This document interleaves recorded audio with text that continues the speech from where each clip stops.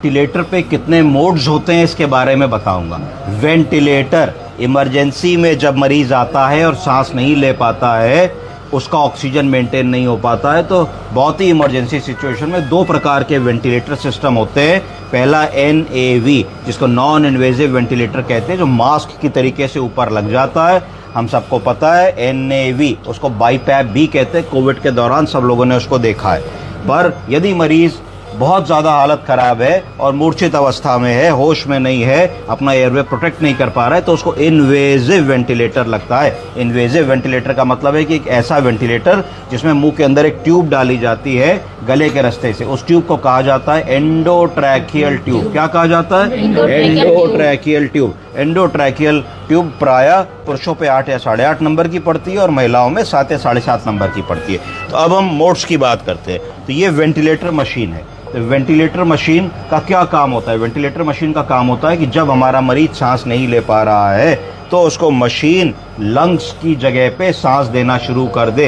ये क्यों जरूरी है? अगर हमारा मरीज सांस नहीं लेगा तो डिसैचुरेट हो जाएगा। क्या हो जाएगा? डिसैचुरेट का मतलब है कि उसका ऑक्सीजन का स्तर कम होने लगेगा, और जब ऑक्सीजन का स्तर कम होने लगेगा तो जो ब्लड बॉडी में जा रहा है उसमें भी ऑक्सीजन का स्तर कम हो जाएगा।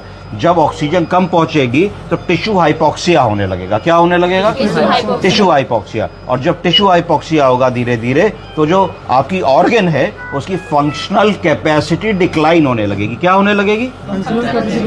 ऑर्गन का भोजन क्या है? ऑक्सीजन। ऑक्सीजन, जब ऑक्सीजन ही नहीं मिलेगी तो ऑर्गन चल नहीं पाएगी। अगर आपको 3 दिन खाना ना दें तो आप कमजोर हो जाएंगे। तो ऐसा ना हो, जब तक हम मरीज का इलाज कर रहे हैं, जब तक हम मरीज की डायग्नोसिस बना रहे हैं, जब तक हमारा मरीज ठीक हो रहा है, जब तक हम इन्फेक्शन से उसको शटल कर रहे हैं, तब तक हमको उसके सारे पैरामीटर्स मेंटेन करने हैं। इसलिए इमरजेंसी में आप वेंटिलेटर का सहायता लेते हैं, जिससे कि मरीज के ब्रेन में कोई इंजरी ना हो जाए, न्यूरॉन्स में कोई इंजरी ना हो जाए, एंड ऑर्गन्स में कोई इंजरी ना हो जाए, जब तक मरीज को आप ठीक नहीं करते। तो स्टेबलाइज करने के लिए आप मरीज को कई बार वेंटिलेटर का उपयोग करते हैं। तो वेंटिलेटर के मोड्स के बारे में अगर हम देखें, इस पे देखते हैं, तो हमने देखा मोड जैसे ही हमने दबाया कितने मोड आ गए?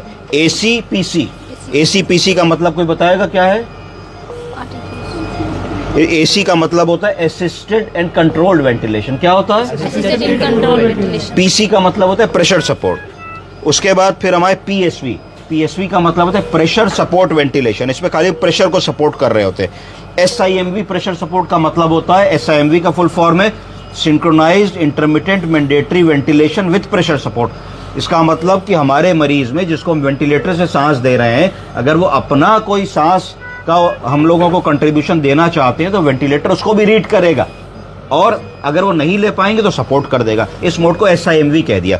और असिस्टेड कंट्रोल्ड वेंटिलेशन का मतलब हुआ कि सब मशीनी दे रही है, मरीज का कोई कंट्रीब्यूशन नहीं है। तो अगर मरीज बहुत सीरियस है, बिल्कुल कोमा में है, हेड इंजरी हो गई और कोई समस्या आ गई है, तब आप उसको असिस्टेड कंट्रोल्ड वेंटिलेशन पे रखते हो कि जब तक ठीक नहीं हो रहे हो सारा काम मशीन करेगी। पर अगर मशीन में अपना ट्रिगर है, अगर मरीज अपना कुछ काम कर पा रहा है, तो उस स्थिति में आप SIMV मोड पे रखते हो कि जितना भी कर पा रहे हो तुम्हारा हम लेंगे काम, जो नहीं कर पा रहे हो वो मशीन से हम उसको सपोर्ट कर देंगे। आप समझे कि नहीं समझे? Yes sir. फिर अगला वेंटिलेटर आया assisted controlled volume controlled ventilation. इसका मतलब है कि असिस्टेड मतलब सब मशीन देगी। तो सब मशीन देगी तो तुम पे 2 विकल्प होंगे। वेंटिलेटर फिजिक्स है। फिजिक्स मतलब एक गुब्बारे को जब फुलाते हो तो 2 चीजें लगती हैं, कितनी जोर से फूंक मारी और कितनी ज्यादा फूंक मारी। तो प्रेशर एंड वॉल्यूम। तो हर गुब्बारे का एक आकार होगा। इतना बड़ा गुब्बारा भी आता है, इतना बड़ा भी आता है। हम लोग के टाइम पे इतने बड़े बड़े गुब्बारे भी आते थे। तो जितना बड़ा गुब्बारा होगा उतनी ज्यादा फूंक भरनी पड़ेगी। जितनी ज्यादा फूंक भरनी पड़ेगी, इसका मतलब है कि उसमें वॉल्यूम ऑफ एयर ज्यादा जाएगा। जितनी जोर जोर से फूंक भरोगे उतनी जल्दी गुब्बारा फूल जाएगा। अगर धीरे धीरे भरोगे तो धीरे धीरे फूलेगा। छोड़ दोगे तो हवा निकल जाएगी। इसी फॉर्मूले पे पूरा वेंटिलेटर चलता है। तो वेंटिलेटर का सारा खेल 3 चीजों पे है। वॉल्यूम, बोलिए, प्रेशर एंड ऑक्सीजन कॉन्सेंट्रेशन। 3 चीजों के ऊपर सारा खेल है। तो इसी से जुड़े हुए सारे मोड्स हम लोगों ने यहाँ देखे। फिर CPAP वेंटिलेशन। CPAP वेंटिलेशन होता है कंटिन्यूअस पॉजिटिव एयरवे प्रेशर। क्या होता है? Continuous positive airway. ये उन लोगों के लिए जो लोग मोटे बहुत होते हैं, तो मोटे होते हैं और रात में खराटे बहुत लेते हैं। जब खराटे बहुत लेते हैं तो उसको स्नोरिंग कहते हैं। जब स्नोरिंग होती है तो उन लोगों में रात में CO2 का स्तर बढ़ जाता है और वो ठीक से सांस नहीं ले पाते हैं। तो उस बीमारी को कहा जाता है ऑब्स्ट्रक्टिव स्लीप एपनिया। क्या कहा जाता है? या पेक्विकियन सिंड्रोम। उसमें इस मोड का काम होता है। इसके बाद अगला जो मोड बहुत इंपॉर्टेंट है वो है SIMV वॉल्यूम कंट्रोल। इसका मतलब synchronised intermittent mandatory ventilation with volume control. तो इसका मतलब फिर से मैं रिपीट कर रहा हूँ, 2 प्रकार के मोड हो गए। एक असिस्टेड कंट्रोल्ड वेंटिलेशन। अर्चिता जाओ काम करो अपना। Assisted controlled ventilation. Assisted controlled ventilation का मतलब है कि हम सारा काम मशीन से कह रहे हैं कि तुम करो। हमारे मरीज में कोई अभी एक्टिविटी नहीं है, कोई हरकत नहीं है, हम मरीज पे भरोसा नहीं कर सकते कि वो अपनी सांस स्वयं ले पाएंगे, तो हमने असिस्टेड कंट्रोल, सारा काम हमने मशीन को दे दिया। और SIMV इसका मतलब है हमारे मरीज में काम हो रहा है पर पर्याप्त नहीं हो रहा है, डिजायर्ड वैल्यू पे नहीं जा रहा है, वो पूरा फुल अचीव नहीं कर पा रहे हो सकता है SpO2 80% मेंटेन कर रहे हो, मैं 100 चाहिए हो। तो उस तरीके से हम SIMV को यूज करते हैं, सिंक्रोनाइज्ड इंटरमिटेंट मैंडेटरी वेंटिलेशन। अब तीसरी बात आती है कि जब हमने मरीज को गैस्पिंग सिचुएशन में आया और हमने उसको वेंटिलेटर लगा दिया तो मरीज ओवरनाइट ठीक हो जाता है। जैसे कल हमने इनको वेंटिलेट किया माता जी को, ये किसी हॉस्पिटल से आई थी और इनका ऑपरेशन हुआ था पैर का। पैर के ऑपरेशन के बाद ये सीरियस हो गई। पढ़िए क्या लिखा है सर? फ्रैक्चर IT लिखा है, फिर IT का फुल फॉर्म क्या हुआ? Intra trochanteric fracture intratrochanteric. कहाँ का? राइट हिप का, गिरने से होता है, ठीक है। With hypertension with pain in right hip joint. तो जब अस्पताल गई होंगी जहां से आई हैं वहां पे राइट हिप जॉइंट में पेन करके गई होंगी, एक्सरे हुआ होगा, एक्सरे में फ्रैक्चर निकला होगा, किस प्रकार का? इंट्राट्रोकैंट्रिक फ्रैक्चर निकला होगा, ऑपरेट हो गई।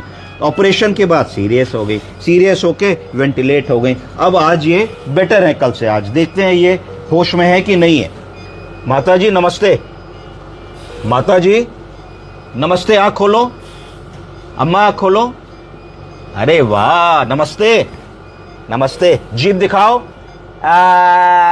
पूरी निकालो, बहुत अच्छा है, हटा देंगे, अभी हट जाएगा, अभी हट जाएगा थोड़ी देर में।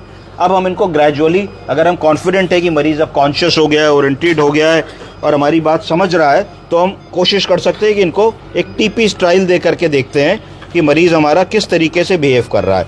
नमस्ते, सांस लो, देखो मशीन हट गई, सांस लेके दिखाओ, सांस लो, हाँ, ये सांस ले पा रही हैं, कॉन्शियस। अगर हम मॉनिटर देखें तो हमारा SpO2 96% है, पल्स 100 है, रेस्पिरेटरी रेट 18 है। तो हमको इसको वॉच करना होगा कि हमारा पेशेंट एक्सट्रूबेशन लायक है कि नहीं है। अगर हमारी इमरजेंसी क्राइसिस डील हो गई, हमारा SpO2 मेंटेन्ड है, रूम एयर पे मेंटेन्ड है, अभी ऑक्सीजन भी नहीं लगी है, तो हम पेशेंट को थोड़ी देर TP स्टाइल दे करके फिर इनको एक्सट्रूबेशन के बारे में सोच सकते हैं। तो आपने इमरजेंसी क्राइसिस को डील किया। अब अगर पेशेंट कॉन्शियस है और सब मेंटेन कर रहा है तो मास्क से ऑक्सीजन लगा दीजिए। थोड़ा आपको लग रहा है कि भाई ब्रीदिंग की प्रॉब्लम है तो एक दिन आप बाईपैप लगा के वीन ऑफ कर लीजिए। बुजुर्ग लोगों में अर्ली इंटरवेंशन, जितनी जल्दी आप वेंटिलेटर लगाएंगे, एंड अर्ली एक्सट्रूबेशन, जितनी जल्दी आप वेंटिलेटर निकालेंगे उतना ही उनके हित में है। अगर कई दिन वेंटिलेटर पे रखे रहेंगे तो इनको उसकी आदत पड़ जाएगी। क्या हो जाएगी? आदत पड़ जाएगी। फिर जो मांसपेशियां हैं जो सांस लेने के लिए काम करती हैं वो धीरे धीरे वीक हो जाएंगी, तो वो चीज ठीक नहीं है। तो early intubation and early extubation. Thank you.